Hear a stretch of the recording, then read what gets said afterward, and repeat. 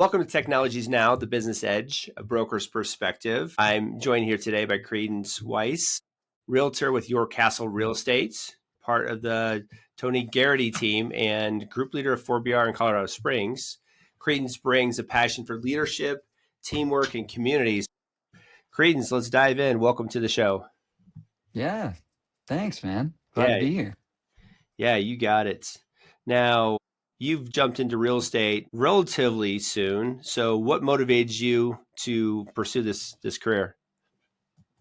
Yeah, it's a lot of relationship building, and as a military brat, it kind of felt like I've been trained for it my whole life. Everywhere we moved, it was like do or die, make friends, see how it goes. Yeah.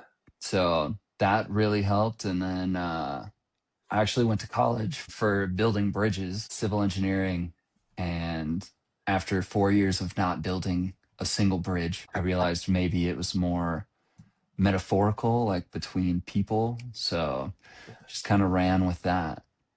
I like that. That's really cool. From metaphorical to or from physical to metaphorical, right? That's the direction. And that's Yeah. not lost on you, obviously. So that's interesting philosophy. That's really cool. So how'd you connect with the current team that you're on? What has driven you to connect with your castle and what motivates you from that perspective? Yeah, absolutely. So I've been in real estate for about 5 years. Started out wholesaling and then got licensed. And I was on a team at Keller Williams, but everybody was kind of new. So we showed up, all four of us, with like 3 years combined experience. And we were Right. like, we're a team. And Keller Williams was like, no, you're not. So that was great. And then went to EXP for a team that did like 6 flips a month. It was great. They were doing Wow. great Yeah. business. But every meeting we had was at like Top Golf or View House or something. And we would drink and talk about how awesome we were and hoorah rah. And after about 6 months of we're so awesome and not selling any real estate, I was like, all right, we got to find something else. And I knew another agent at Your Castle, and she was like, why don't you just like interview, check it out, see what it's like. Right. So went to Your Castle, and then within 3 months of joining Tony's team, I started actually getting some production going, and he was able to kind of help me figure out more so the psychology behind coffee meetings with buyers and how to get them to the point where they were actually moving forward with wanting to buy a house rather than just, well, Creedence, we love you, man. When we're ready, we'll talk to you. And that was exactly what I needed right when I needed it. That's perfect. So you're ready for that change, that mentorship. Obviously, his team's been successful, from what I understand. So it seems like a good place to call home. Yeah. No, Tony's he's something else, man. I did a open house for him like in the middle of the winter. It was snowing and he Great was time like, for an open man, house. Yes. yeah, I think I had like one crackhead that wanted to come see what the house was about. And he sent me a text. He's like, I got to take you out for lunch when I get back into town. And he's the youngest of four, and I'm the oldest of four. Uh-huh. So he's kind of like the older brother I never got to have. And I'm like the younger brother he never got to have. So it it's a really good synergy for sure, just personality wise.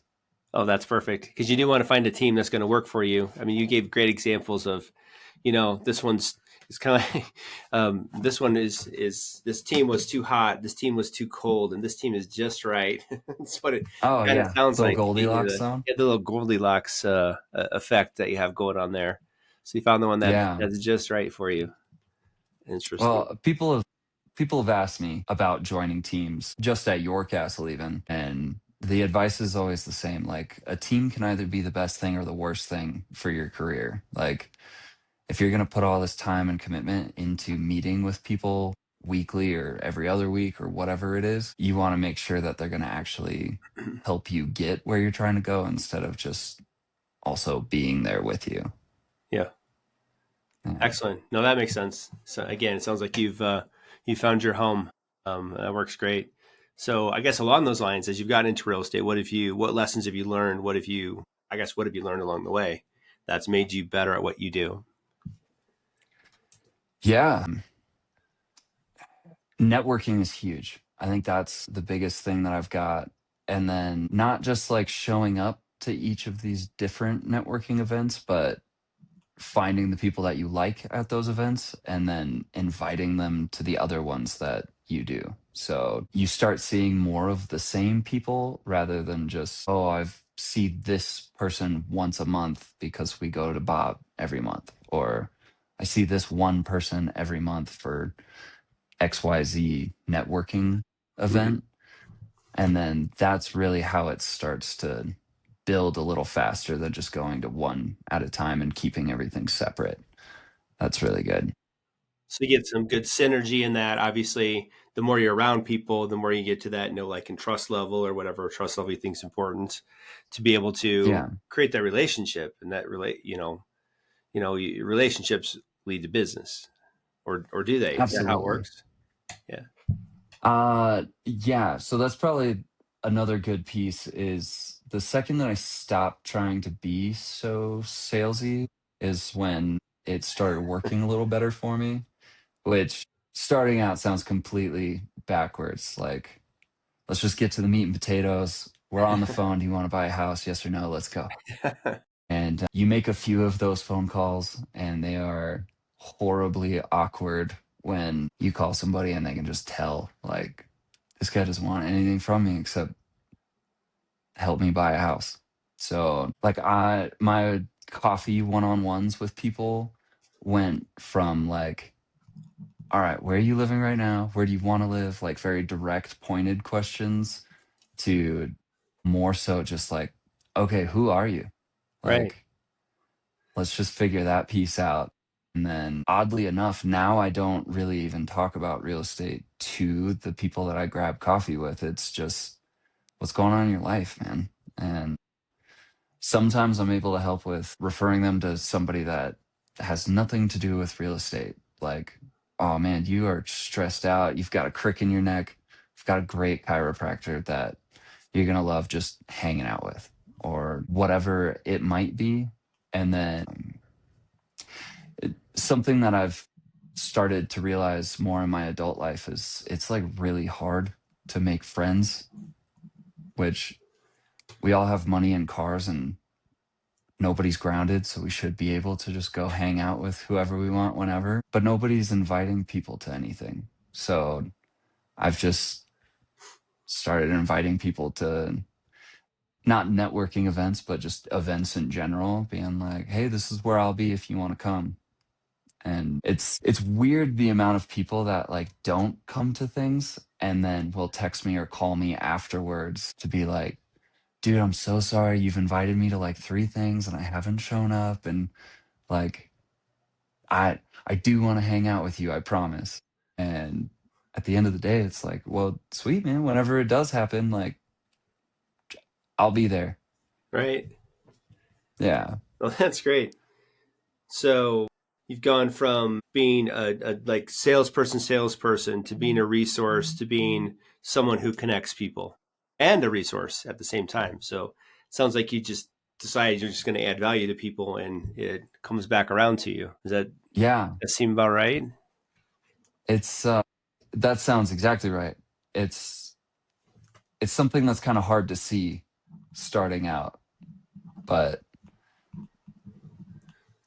And you may not get oddly that sort enough, of that's how it works. you may not get that training in that direction from the wrong teams also, right? I mean, that's also it. 'Cause, I hear when I talk with real estate agents, some of them, there's the teams you talk about, they're all different. It's like, just go door knock, and they're terrified and they don't like it, and then they're not Yeah. successful, and they're just trying to do one thing, and it's then working the leads one way, buying or selling soon, or somebody who is, and people are Yeah. tired of, if you can get a hold of anybody by phone. I don't know anymore, but kind of get tired of that ask, as opposed to, more of the soft approach that sounds like is more successful. I mean, I wouldn't want to just transact.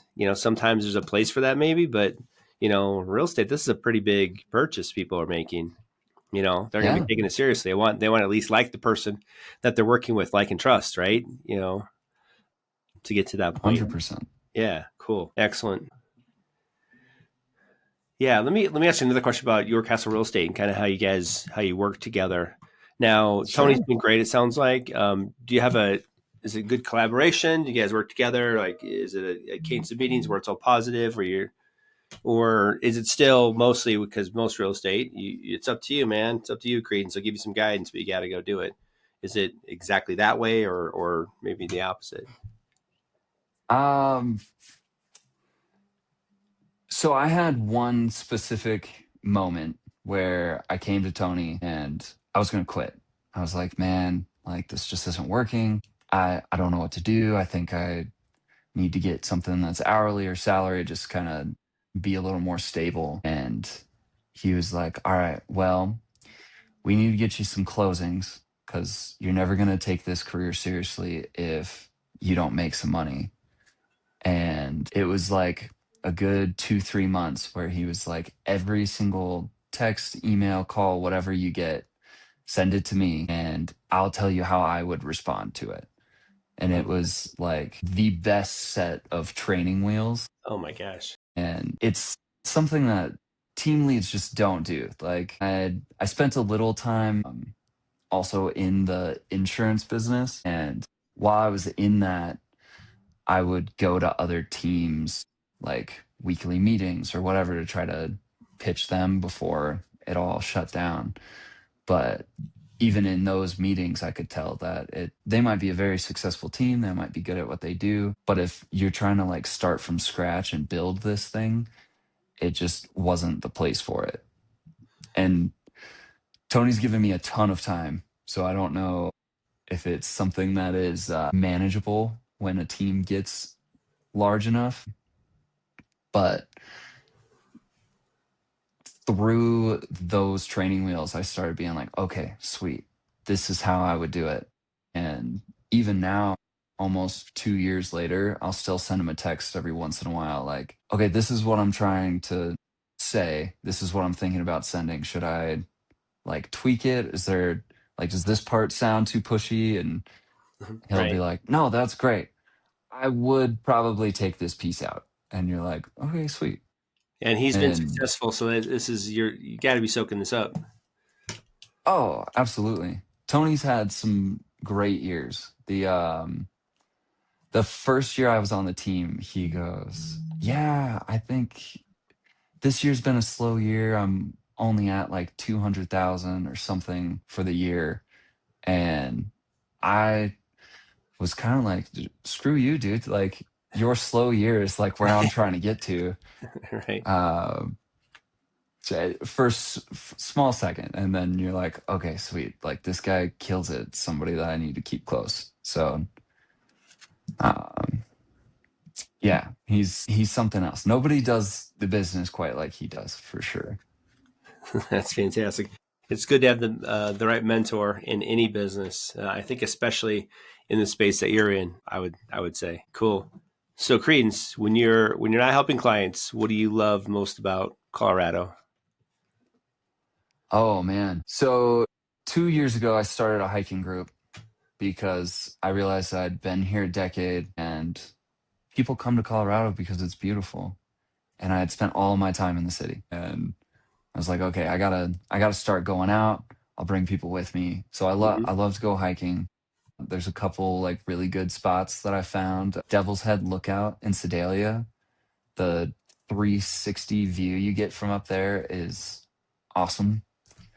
Um, and then I had a client at the start of this year actually that was leaving Winter Park. He had a ski rental shop and he was going to move to Denver. And he was like, Creedence, I've known you however many years. You keep saying that you don't want to go snowboarding because it's cold or you don't have the gear or whatever. So screw all that.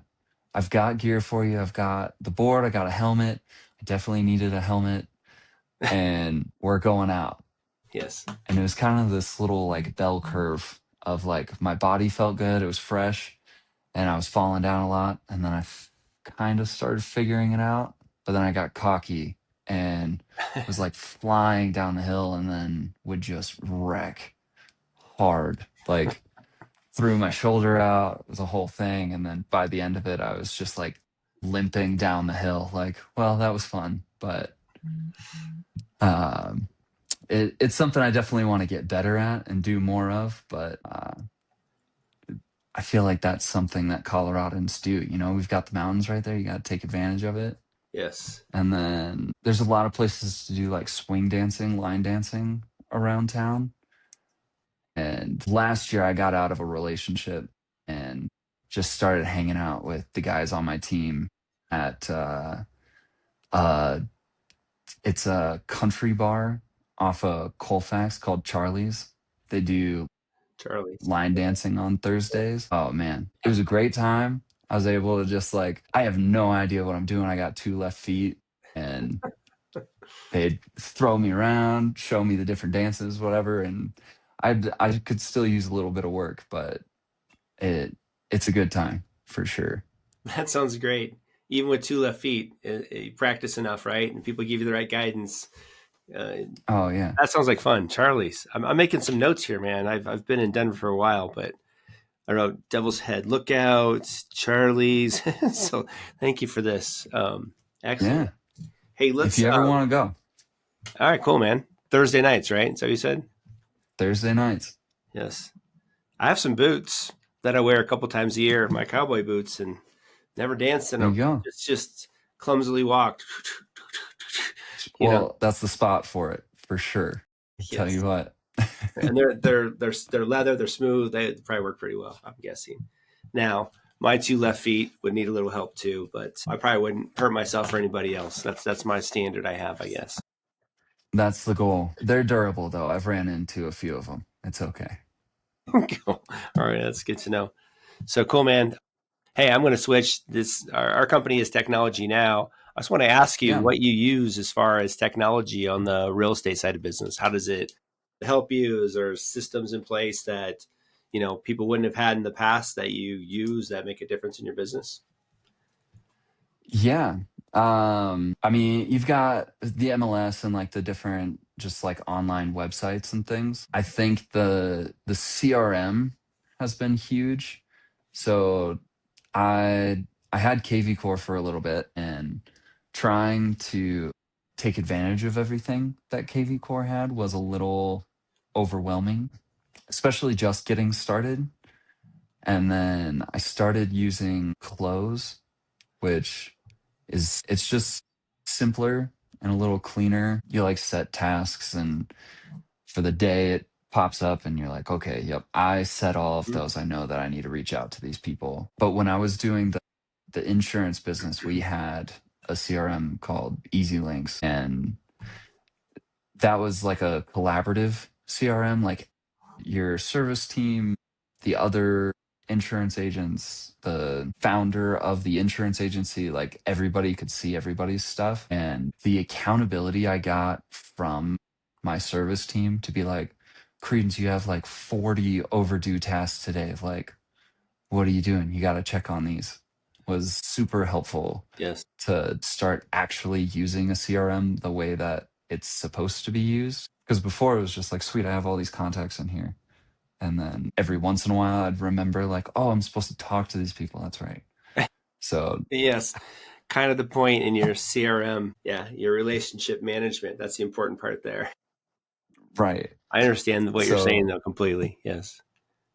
yeah, it's been a learning curve for sure. So I'd say that's probably the biggest like technology that I use. Other than that, it's social media, the MLS. I was an appraiser for a little bit, and we had some cool like software to help like measure a home, and you could build like little like blueprints, kind of floor plans. That was good. Oh, that's cool. That sounds very helpful. Hmm. Yeah. Yeah, it's good for listings and getting a floor plan in with all of the photos, you know? Yeah. Hmm. No, that sounds great. So, what advice? So, you've been in real estate for 5 years. What advice would you give a new agent entering the industry today? Ooh. I mean, if you're brand new, everybody tells you to like really lean on your sphere. And if you don't really have a sphere and you have to build one from scratch, you have to put your ego to the side. My first mentor related it a lot to dating because I was a punk kid right out of college. He was like, this is going to be the best way to translate this. Um, but kind of the same thing with inviting people to stuff. Like, if I was talking to a girl and she didn't respond after I texted her 3 times, I'd be like, sweet, she's not interested. I gotta like let that go. But with real estate, you text, call, invite people to a ton of things. And then everybody's life is a little hectic, but eventually they come to something because they actually wanted to go to it, or they're like, man, I've bailed on this guy however many times. I got to make one Right. of these. And I remember thinking that it would be awkward. Like, man, I've blown this guy up for a year. But it's really that you put yourself out there that many times and they're like grateful that you cared enough about the relationship to keep inviting them, that when they do see you, they're like, man, tell me everything. Like, how have you Great. been? How's your life? And it's actually a really good interaction. So just don't be scared to keep inviting people out, even if they ghost you. Yeah, you never know what's on the other end of that. Like you said, they may want to go and they just haven't figured out how to prioritize it yet, but they keep thinking about you, thinking about their opportunities and things they want to go do and go meet other people. Because, like you said, sometimes it's hard to find friends as an adult. It's very interesting. So, any final thoughts or shout outs you want to give to people who help shape your journey? Man, uh, I mean, I really can't thank Tony enough for the time and commitment that he's had to me. Finding a mentor is always a piece of advice that you get in the entrepreneurial space, no matter what you're doing. Right. But I don't know. You can hear something 1,000 different ways, and it's the 1,001st that actually hits and clicks with you. For anybody starting out, if this is that 1,001st time, you need a mentor, and it will completely change the way that you do run your business. That is fantastic. Mhm. Creedance Weiss, your Castle Real Estate. Thanks for sharing your journey on the business edge here. And we'll talk again soon, I'm sure. All right. I'm looking forward to it, David. Thanks for having me.